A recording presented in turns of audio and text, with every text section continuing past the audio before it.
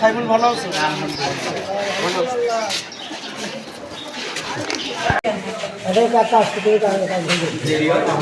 ভাই এলে এলে ফোনটাই করেন, আমরা তো নিয়ে দেন, জুম দেন।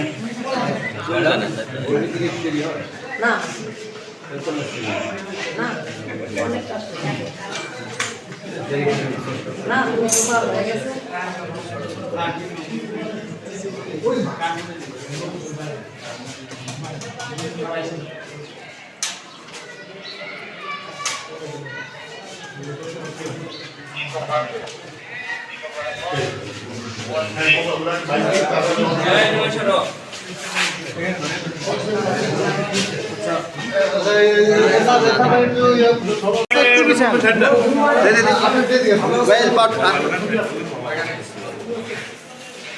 দেন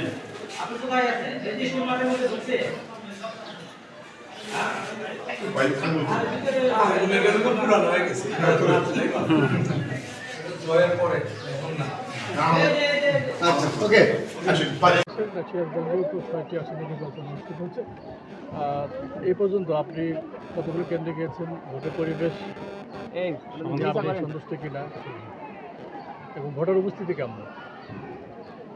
বিসমিল্লাহির রহমানির রহিম। ইলেকট্রনিক্স মিডিয়া, প্রিন্ট মিডিয়া, সাংবাদিক ভাইদের জানাই অসংখ্য ধন্যবাদ।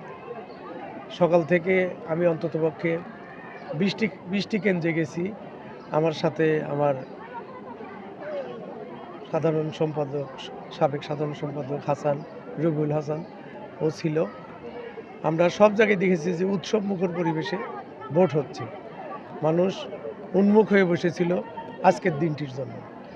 এবং পরিবেশ এখন পর্যন্ত যেটা আছে, আমরা মনে করি যে এই প্রশাসনের সহযোগিতা এবং আমাদের ভোটারদের মন মানসিকতা, আমার দলের নেতাকর্মীর মন মানসিকতা যেভাবে গ্রো হয়েছিল, ইনশাল্লাহ পরিবেশ ভালো আছে এবং আমরা আশাবাদী যে পরিবেশ 4:30 পর্যন্ত ভালো থাকবে এবং আমরা পরিবেশ ভালোর পক্ষে। এবং আমার নেতাকর্মীদের বলা আছে যে প্রতিপক্ষ যদি কোনো কারণে যদি আপনার উত্তেজনাকর পরিস্থিতি সৃষ্টি করে, আমার নেতৃবৃন্দ কর্মী ভাইয়েরা শান্ত থাকবে। কারণ মাঠ যেহেতু আমার, এখানে কাজীপুরের টোটাল অবস্থান হলো ইনশাল্লাহ ধানের শীষের পক্ষে।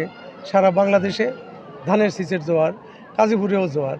সেই হিসাবে আমার নেতাকর্মীরা কোনো অবস্থাতেই তাদের কোনো পাতানো ফাঁদে পা দিবে না। আমরা আশাবাদী পরিবেশ ভালো থাকবে।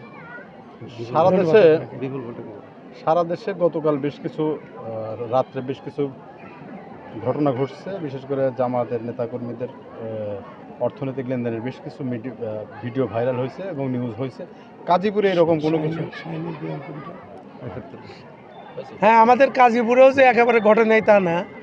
আমাদের প্রতিপক্ষ জামাতের আমির, ওনার কেন্দ্র, ওনার লোকের গ্রাম হলো পাইকরতলিও রাত 12:30টার দিকে আমার কাছে মেসেজ আসলো যে মোটরসাইকেলে করে 3 জন ওই গ্রামের মধ্যে ঢুকছে টাকা নিয়ে।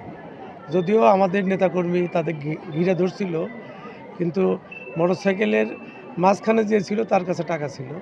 উনি যেভাবেই হোক টাকার ব্যাগ নিয়ে পালাইতে সক্ষম হয় এবং বাদবাকি 2 জনে আটক করে আর কি আমাদের নেতাকর্মীরা, মোটরসাইকেল সহ। এরকম চরের মধ্যেও 2-1টা জায়গাতে আমরা খবর পেয়েছি।